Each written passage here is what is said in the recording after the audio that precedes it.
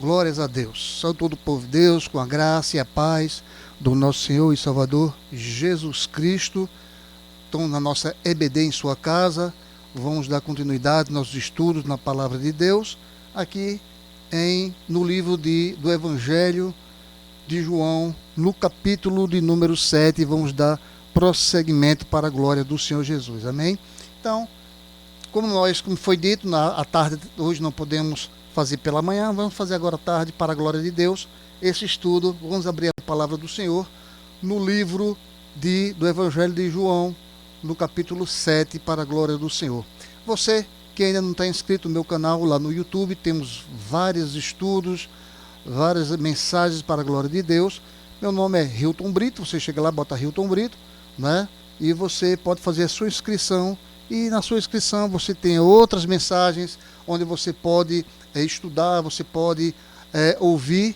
E se você gostou das lições, dê um like, um positivo para a glória do Senhor Jesus. Amém? Mas não se esqueça de fazer a sua inscrição para a glória de Deus. E vamos aqui aos estudos na nossa EBD em sua casa, para a glória do Senhor. Nós temos aqui um versículo-chave em João, capítulo 7, no versículo 37 ao 38, que diz: no último dia, o grande dia da festa, Jesus se levantou e disse em voz alta: se alguém tem sede, venha a mim e beba. Quem crer em mim, como diz a Escritura, do seu interior fluirão rios de águas vivas. Amém? Coisa boa nós estarmos juntos com a palavra do Senhor Jesus Cristo sobre as nossas vidas. Amém? Então, hoje nós vamos aqui falar um pouco sobre a identidade e o ensino de Cristo, que são contra algumas partes do nosso sistema, né? O sistema de todo mundo. Nós vamos também compadecer-se daquelas pessoas que são perseguidas por causa de Cristo, e como vamos viver o Evangelho de Cristo, né?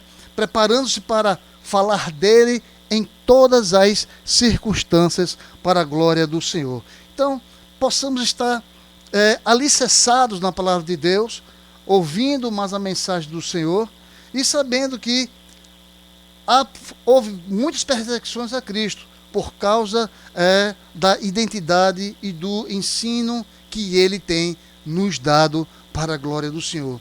E veja que o capítulo 7 do Evangelho de João é uma descrição de eventos ocorridos durante a festa das cabanas, como também chamada de festa dos tabernáculos ou das tendas. Isso que nós vamos estudar hoje para a glória do Senhor. E nessas festas, as pessoas ficaram em barracas feitas de palhas e folhas, no quintal ou no teto das residências. E faziam isso para recorrer à libertação do Egito, quando tiveram que morar em tendas enquanto peregrinavam pelo deserto. Amém? Então, é isso que nós vamos começar a estudar, né? Essas perseguições que ainda hoje, nós como cristãos, somos às vezes muito perseguidos também, né? E nós temos que entender mais como o Senhor Jesus, ele enfrentou todos esses obstáculos, e ele vai nos ensinar hoje para a glória do Senhor. Então nós temos aqui em torno de 53 versículos aqui no capítulo de número 7. E nós vamos ver todos esses versículos para a glória do Senhor, para entender bem a mensagem que o Senhor Jesus tem para nós, que é: viva o Evangelho de Jesus Cristo. Aleluia. Prepare-se para falar dele em toda circunstância. Então, vamos viver esse Evangelho. Vamos aprender com Jesus o que nós precisamos saber para poder levar a palavra de Cristo a toda criatura. Amém? Então, vejamos aqui, abrimos a palavra do Senhor em João, no capítulo 7, versículo 1, que diz assim a palavra do Senhor. Depois disso, Jesus percorreu a Galiléia, mantendo-se deliberadamente longe da Judéia, porque ali os judeus procuravam tirar-lhe a vida. Mas, ao se aproximar a festa judaica das cabanas, os irmãos de Jesus lhe disseram: você deve sair daqui e ir para a Judéia, para que os seus discípulos possam ver as obras que você fez. E ninguém que deseja ser reconhecido publicamente age em segredo. Visto que você está fazendo estas coisas, mostre-se ao mundo, pois nem os seus irmãos criam nele. Então Jesus lhe disse, para mim ainda não chegou o tempo certo. Para vocês qualquer tempo é certo. E o mundo não pode odiá-los, mas a mim odeia porque dou testemunho de que o que ele faz é mal. Vão vocês à festa. Eu ainda não subirei a esta festa, porque para mim ainda não chegou o tempo apropriado. Tendo dito isto, permaneceu na Galiléia.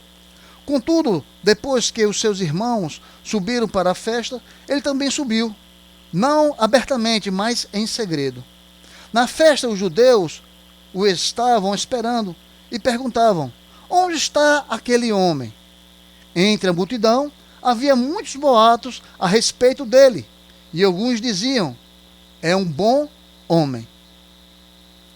Outros respondiam: não, ele está enganando o povo. Mas ninguém falava dele em público por medo dos judeus. Aleluia, glórias a Deus. Veja, eu queria falar aqui um pouco sobre John MacArthur. Ele escreveu um trecho na Bíblia de Estudo MacArthur, da SBB, na página 1398, quando ele fala assim: o ponto principal desta leitura pode ser resumida como intensamente odiado, pois o ódio latente a Jesus, nos capítulos 5, do versículo 7, dos capítulos 5, 7 ao 18, irrompem num inferno em chamas. Veja que o auge do ódio ocorreu no capítulo 11, versículos 45 ao 57, texto em que as autoridades judaicas planejavam matar o Filho de Deus, tendo culminado finalmente na sua crucificação. Veja aqui a intensa oposição e perseguição que Cristo sofreu e tiveram origem na incredulidade. Muitos cristãos ainda hoje são perseguidos devido a essa incredulidade em Jesus. E é isso que nós vamos entender e é isso que nós temos que estudar. Por que tanta incredulidade em Jesus Cristo? Vemos aqui duas incredulidades. A incredulidade que produz a discórdia e a incredulidade que alimenta a oposição. Então, a incredulidade que produz a discórdia e a incredulidade que alimenta a oposição. Então veja, nessa incredulidade que produz a própria discórdia, nós podemos ver aqui nesse capítulo 7, o versículo de 1 ao 9.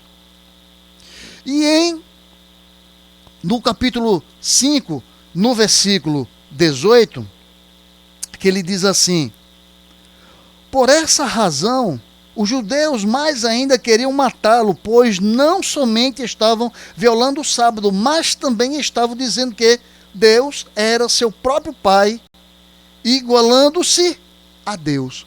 Veja que nesse versículo aqui no capítulo 5, o apóstolo João, ele havia informado alguns judeus que queriam matar Jesus.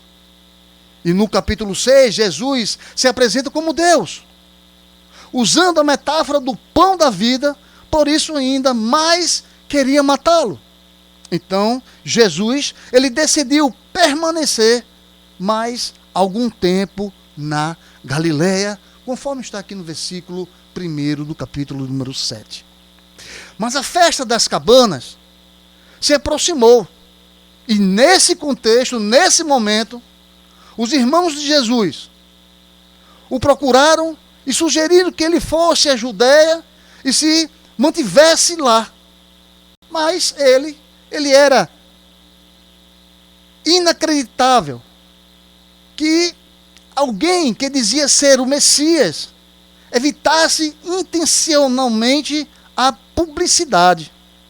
Como está no versículo 3 a 11, quando diz, aconteceu que nem mesmo os irmãos de Jesus criam nele.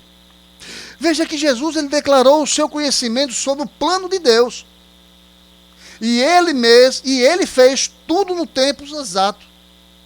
E a incredulidade dos irmãos gerava discórdia na própria família. E eles seguiram para a Judéia. E logo Jesus iria também, conforme nós podemos ver no versículo 8 e 10. De 8 a 10. Veja que sobre os irmãos de Jesus, João Calvino, lá no Evangelho segundo João, no volume 1 da editora Fiel, ele fala o seguinte, que eles podiam aparecer livremente e sem correr risco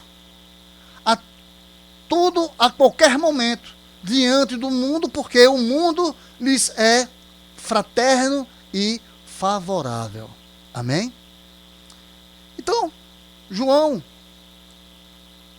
ele começa a mostrar a incredulidade do povo, não é? Essa discórdia que é feita entre a palavra de Deus e o mundo que eles vivem. Então, pelo fato de o mundo ter odiado Jesus, nós que o seguimos, nós podemos esperar que muitas pessoas também nos odeiem. E há essas possibilidades da discórdia contra a nossa vida, a nossa forma de ser, a palavra levada, o amor que Cristo colocou no nosso coração. E pode ocorrer essas discórdias.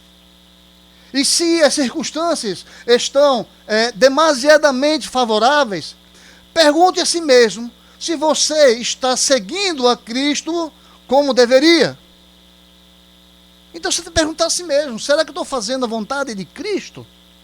Aquilo que Ele me ensinou, aquilo que Ele me orientou, no local aonde Ele me colocou?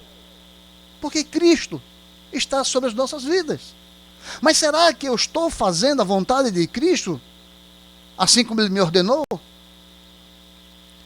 Vemos também a incredulidade que alimenta a oposição, conforme nós vimos do versículo 10 ao do versículo 13. Então, essa incredulidade, ele alimenta a oposição. Finalmente, Jesus se dirigiu à festa, porém em segredo, conforme está lá no versículo 10. E é importante dizer que a entrada pública em Jerusalém aconteceria somente 6 meses depois. Os religiosos, conforme está lá no capítulo 12, versículo 12.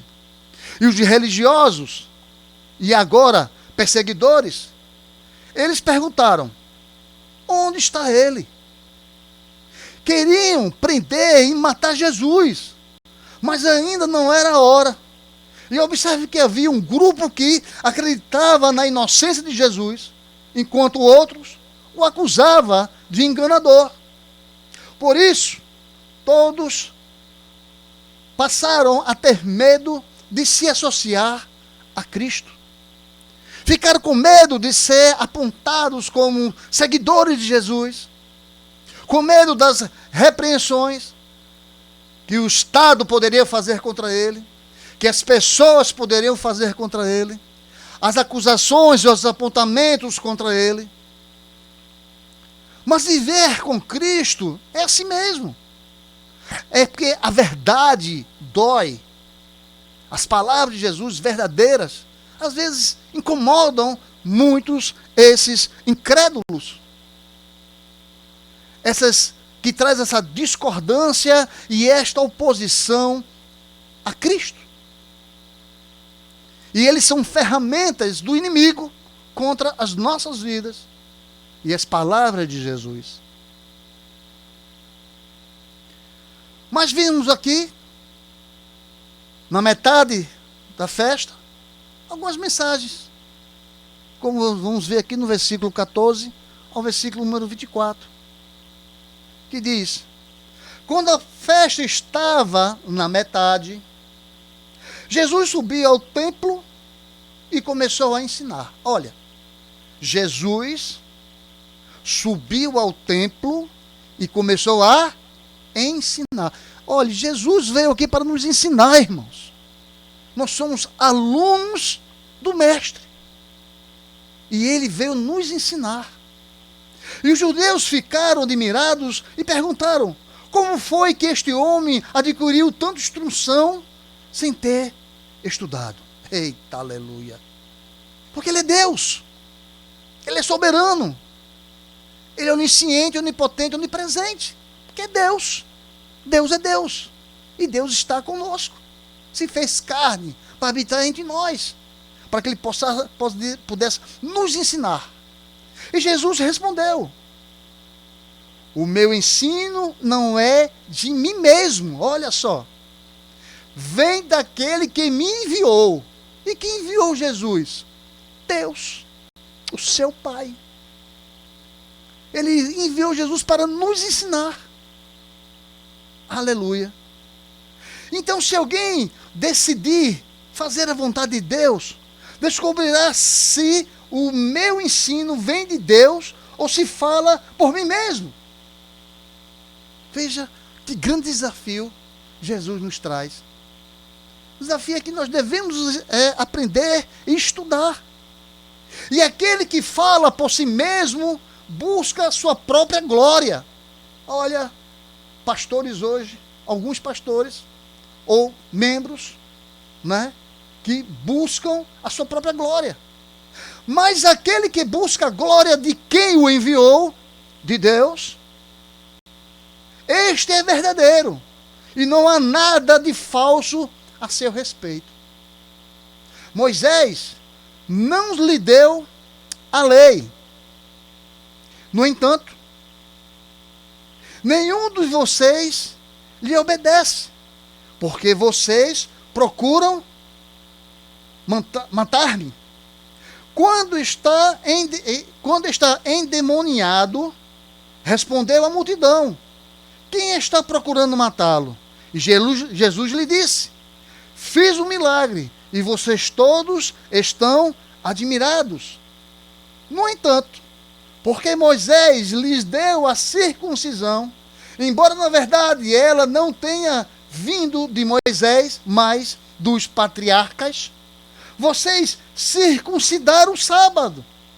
Ora, se o menino pode ser circuncidado no sábado, para que a lei de Moisés não seja quebrada, por que vocês ficam cheios de ira contra mim, por ter curado completamente um homem no sábado? Não julguem apenas pela aparência, mas façam julgamentos justos. Aleluia. Veja como Jesus ele é sábio. E ele nos traz estas reflexões para a nossa vida.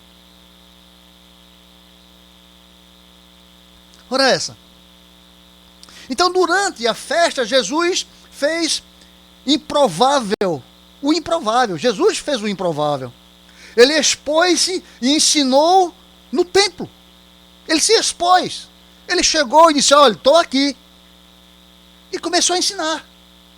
E segundo a narrativa, até o versículo 24, nós observamos 4 aspectos do ensino público de Jesus. E vamos ver, estudar esses 4 aspectos do ensino público de Jesus. Primeiro, provém de Deus. Veja o que diz o versículo 15 e 16. Ele provém de Deus. Ora, os judeus ficaram admirados e perguntaram: como foi este homem adquiriu tanto instrumento, tanta instrução sem ter estudado? E Jesus respondeu: o meu ensino não é de mim mesmo, vem daquele que me enviou. Aleluia. Veja. Então, esse aspecto do ensino dele, a sabedoria, ele vem de quem? Vem de Deus. provém de Deus. E era comum ver no pátio, no templo, muitos rabinos ensinando. E, no entanto, Jesus ensinou com maior autoridade, conforme nós vemos no capítulo 15. E o problema foi que, enquanto os profetas disseram, assim diz o Senhor, Jesus falou, eu lhes digo. E isso só poderia acontecer sendo Jesus o Messias. Um outro aspecto que nós podemos verificar é aqui no versículo número 17. Quando ele diz, se alguém decidir fazer a vontade de Deus, descobrirá se o meu ensino vem de Deus ou se falo por mim mesmo. Ora, quando existe discussões para obedecer a Deus, a névoa que cega o entendimento, ela desaparece. Portanto, nós devemos ter um coração inclinado para obedecer à vontade de Deus em tudo. Em tudo, irmãos. Porque a vontade de Deus é soberana sobre a nossa vida.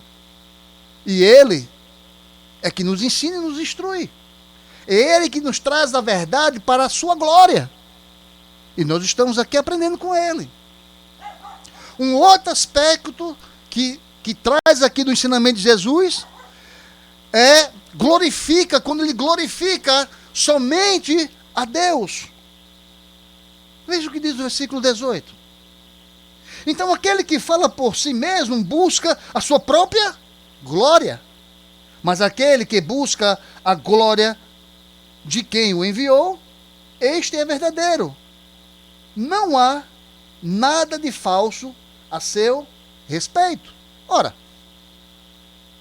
os falsos mestres, eles querem aplausos para si e tentam nublar a glória de Deus em detrimento da sua própria glória. Então, estes buscam atenção, aplausos e poder, holofotes sobre ele, por meio de presunções totalmente humanistas. E o verdadeiro mestre nubla a visão de si para acender a glória de Deus. Um outro aspecto do ensino de Jesus, ele escancara a hipocrisia dos descrentes, conforme nós vimos aqui no versículo 19 ao 24. Veja que neste momento o próprio Jesus, ele retomou a discussão de João no capítulo 5, versículo 18. E a acusação de Jesus foi que eles tinham a lei, mas não obedeciam a ela. E a lei de Moisés dizia, não matarás. E eles planejaram matá-lo. E a resposta da multidão foi negar que queria matar Jesus. Entretanto, pelas reações, Jesus sabia dessa intenção e remontou os fatos, apontando a incoerência deles. Ora, há muitos pregadores e líderes que buscam aplausos, glória e poder, enchendo igrejas de seguidores que não seguem a Cristo. Então, como podemos identificar os líderes que promovem a glória de Deus e não a sua própria? Eu queria que vocês anotassem 4 palavras. Cada palavra, ela vai ter um significado. Porque anote as palavras que nós vamos estudar agora, cada uma delas. Anote o que significa crendice. Crendice significa crença sem fundamentação. Anote a palavra coação, que significa constrangimento para que faça e deixe de fazer ou permitir que se faça algo. Uma outra palavra, escreva, condescendência, o que significa conduta que não segue a existência do dever. E escreva convenção, que significa acordo sobre determinado assunto. Vamos lá? Então, ao longo da festa, houve debates. E nesses debates nós vamos ver aqui, a partir do versículo de número 25. E vamos lê-lo até o versículo de número 36. Que diz assim: Então alguns habitantes de Jerusalém começaram a perguntar: Não é este o homem que está procurando matar? Aqui está ele, falando publicamente, e não lhe dizem uma palavra. Será que as autoridades chegaram à conclusão de que ele é realmente o Cristo? Mas nós sabemos de onde é este homem. Quando o Cristo vier, ninguém saberá de onde ele é. Enquanto ensinava no pátio do templo, Jesus exclamou: Sim, vocês me conhecem e sabem de onde sou. Eu não estou aqui para mim mesmo, mas aquele que me enviou é verdadeiro. E vocês não o conhecem, mas eu o conheço, porque venho da parte dele e ele me enviou. Então, tentaram prendê-lo, mas ninguém lhe pôs as mãos, porque a sua hora ainda não havia chegado. Assim mesmo, muitos dentre a multidão creram nele e diziam: Quando Cristo vier, fará mais sinais miraculosos do que este homem fez. Os fariseus ouviram a multidão falando essas coisas a respeito dele. Então os chefes dos sacerdotes e os fariseus enviaram guardas ao templo para o prenderem. E disse-lhe Jesus: Estou com vocês apenas por pouco tempo, e logo irei para aquele que me enviou. E vocês procurarão por mim, mas não me encontrarão. E vocês não podem ir ao lugar onde eu estarei. E os judeus disseram uns aos outros: Aonde pretende ir este homem, que não o possam encontrar? Para onde vive o nosso povo, espalhado entre os gregos, a fim de ensiná-los? O que eles quis dizer quando falou: Vocês procurarão por mim, mas não me encontrarão. E vocês não podem ir ao lugar onde eu estarei. Amém? Glórias a Deus. Veja, que aqui houve discussões e gira em torno da identidade de quem? De Jesus. E alguns o clamavam de bom, e outros de enganador. E outros disseram que Jesus estava possesso por demônios, e outros afirmavam ser ele o Messias. Então, crer genuinamente em Jesus depende da crença correta acerca dele, ou seja, crer que ele é a manifestação de Deus. Então, 4 obstáculos faz a fé verdadeira.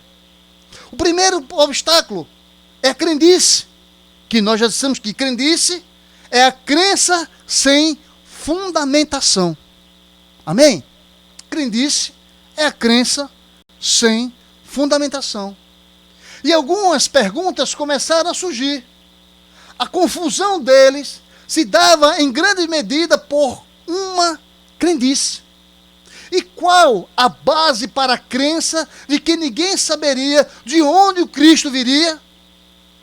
Veja que, na verdade, as Escrituras indicavam a origem do Messias, conforme tem Malaquias 5:2.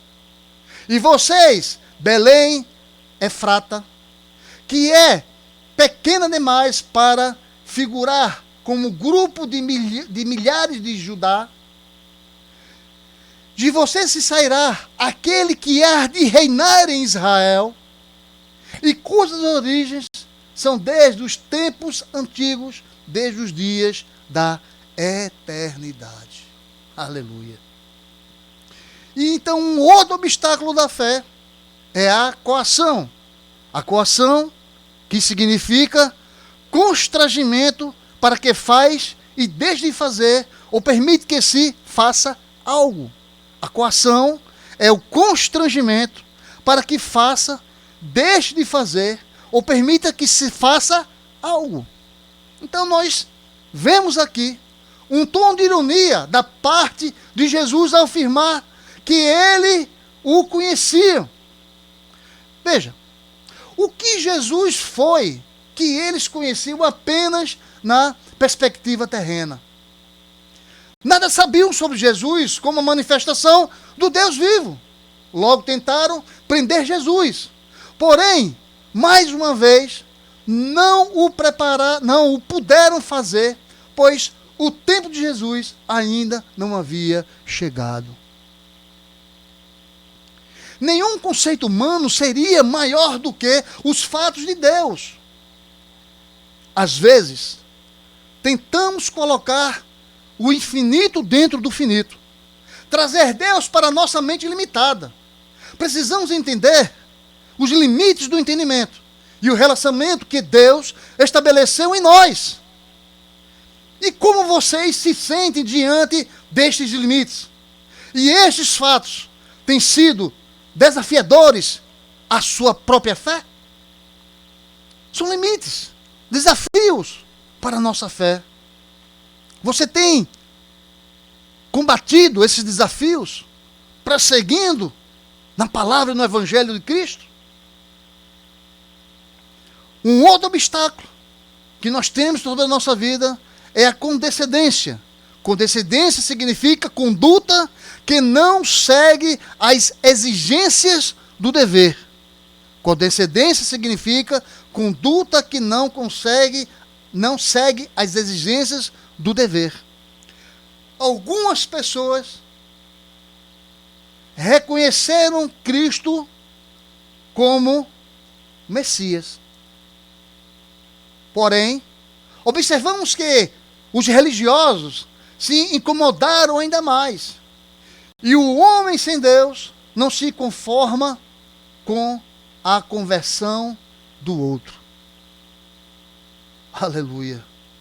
O homem sem Deus, ele não se conforma com a conversão do outro. Quantas pessoas lhe perguntaram se você é um verdadeiro crente? Como foi que você chegou a ser um crente? Porque eles não reconhecem, ficam inconformados com a sua conversão. Ficam inconformados com a sua sabedoria que Deus lhe deu. Ficam inconformados com os milagres de Deus sobre a sua vida. Ficam inconformados com as bênçãos de Deus sobre a sua vida. Deus é Deus. E Ele move montanhas por mim e por tua vida. Porque é Deus, nosso Pai e Criador. Amém, igreja? Um outro obstáculo para a fé verdadeira é a convenção. Convenção significa acordo sobre determinado assunto. Veja que Jesus reafirmou a brevidade do seu tempo na terra antes de partir. E tal afirmação revelou a incapacidade de compreender desse plano por parte dos religiosos. E sem o Espírito Santo, o homem é incapaz, amados irmãos. Ele é incapaz de entender as coisas espirituais. Então você tem que estar revestido do Espírito Santo de Deus sobre a tua vida. Senão você não tem compreensão alguma. Você é incapaz de entender as coisas espirituais de Deus. Por isso nós temos que buscar ao nosso Deus, a sua presença. Aleluia.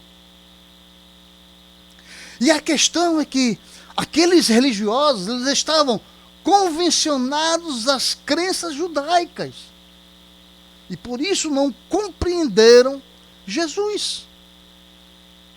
Eles estavam integrados nas leis judaicas, nas crenças judaicas. Por isso que eles não compreendiam Jesus.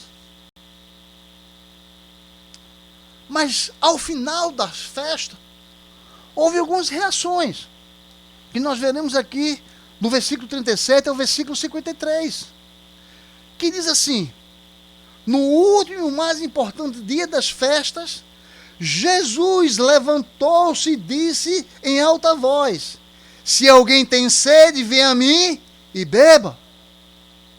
Quem crer em mim, como diz as Escrituras, do seu interior fluirão rios de águas vivas.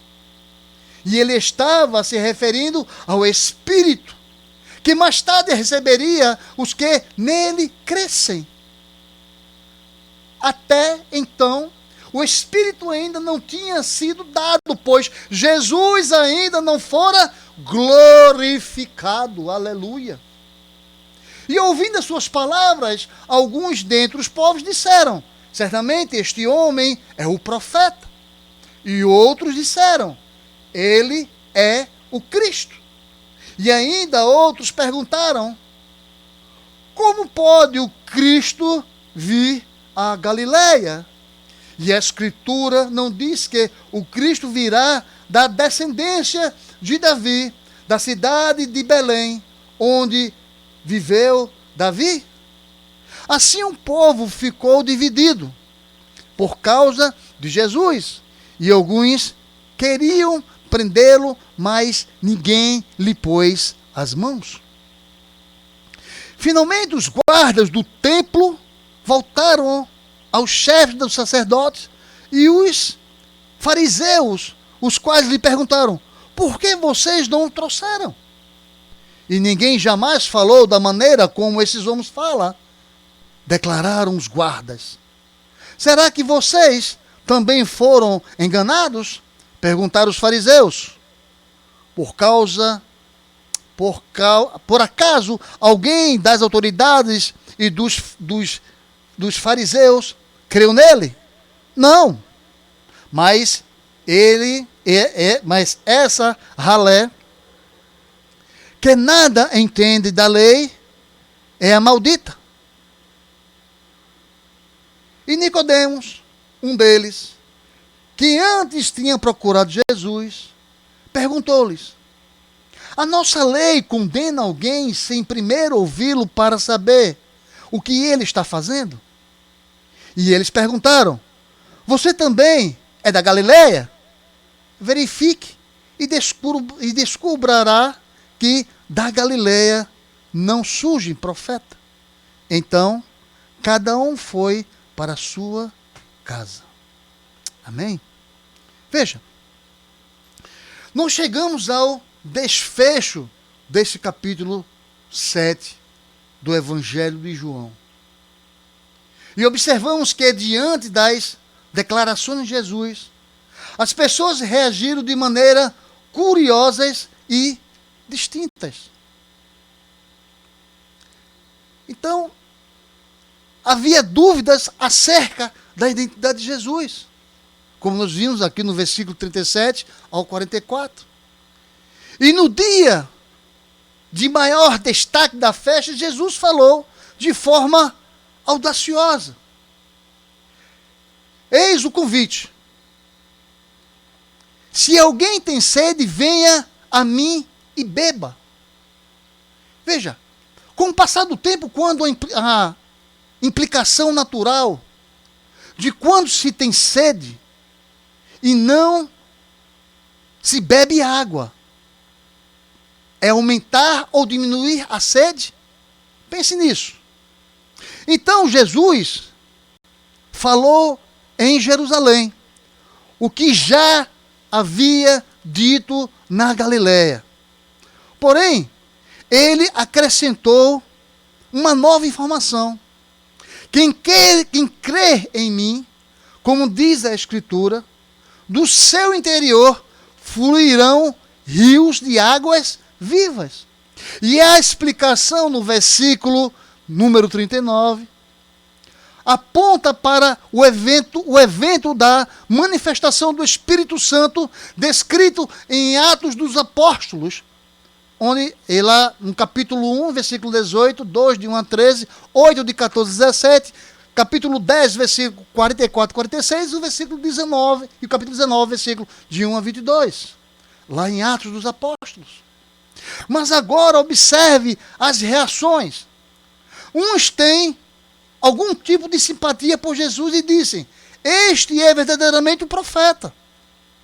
E outros apontaram para a verdade e afirmando: ele é Cristo. E outros perguntaram: por acaso Cristo virá da Galileia?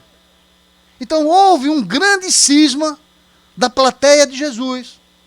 E o desfecho foi que alguns queriam prendê-lo, mas não podiam, pois ainda não era a hora. Mas também houve oposições por causa da identidade de Jesus. E os sacerdotes e fariseus perguntaram aos guardas: por que vocês não o trouxeram? Em outras palavras, por que não trouxeram Jesus e ele resistiu à prisão? Ele tem soldados aos seus comandos? E a resposta dos guardas foi: jamais alguém falou como este homem, como está no versículo 46. E simplesmente os guardas ao evangelho irritou os opositores de Jesus. E o argumento dos religiosos foi que se o mestre não se renderem à mensagem de Jesus, então a mensagem era falsa. Naquele momento, surgiu Nicodemos, que outrora tinha recebido a mensagem de Cristo. E ele estava se manifestando publicamente. E o seu argumento, ele tinha base no Antigo Testamento e na soberania intelectual. E Nicodemos, ele pergunta: primeiro ouvir, depois julgar, depois observar ou condenar. Porém, houve um contra-argumento. Por acaso também você é da Galileia? Examine e verá que da Galileia não se levanta profeta. E argumento inválido, é claro, pois nenhuma nacionalidade define a condenação de alguém. Pois foram todos embora. Aleluia. Então você está pronto para argumentar sobre a sua fé em Jesus? Como tem se preparado para momentos como esse? Como você tem se preparado para esse tipo de momento? E se você nutre outras ousadias e sabedorias para momentos como esse? Para concluirmos, que a festa das cabanas nos serve de ponto de referência para observarmos a oposição para Cristo. Começou com os seus irmãos, que queriam a sua manifestação pública, embora ainda não fosse o tempo certo. E culminou numa grande oposição por parte dos religiosos, devido a um ensino de Cristo. E mais importante, é tomarmos consciência de que o plano de Deus sempre se cumpre no tempo e na forma certa, mesmo que exista oposição. No tempo de Deus, no tempo do Senhor, a tua bênção vai chegar, independente das oposições que estão contra a tua vida e da tua família. Porque Deus é Deus e Ele está sobre nós. Amém? Oremos ao Senhor. Senhor Deus, Pai amado, Pai querido, na tarde de hoje nós te agradecemos pela tua palavra, pelo teu ensinamento sobre as nossas vidas. Continua derramando tuas bênçãos sem medida sobre nós, Senhor, porque nós precisamos da tua sabedoria sobre nós, da tua proteção. E nós dependemos exclusivamente do Senhor, Pai. Por isso, nos dá uma noite abençoada, nos dá um dia, uma semana abençoada. Continua conosco, nos ensinando para que nós possamos te servir melhor, Senhor Deus. Por isso, nós te agradecemos em nome do Senhor Jesus. Em nome do Senhor Jesus. E todos dizem amém. Não se esqueçam, se inscrevam no meu canal do YouTube, Hilton Brito. Lá temos outras mensagens, outros ensinos da parte do Senhor na nossa EBD em sua casa. Que Deus continue abençoando a sua vida, que Deus venha trazendo resplendor sobre a tua vida. Amém? Então, esteja conosco todo domingo para a glória do Senhor Jesus. Hoje foi um dia excepcional, mas próximo domingo estaremos aqui pela parte da manhã para a glória do Senhor Jesus. Amém? Que Deus abençoe. Fique na parte do Senhor Jesus. E nós dizemos amém.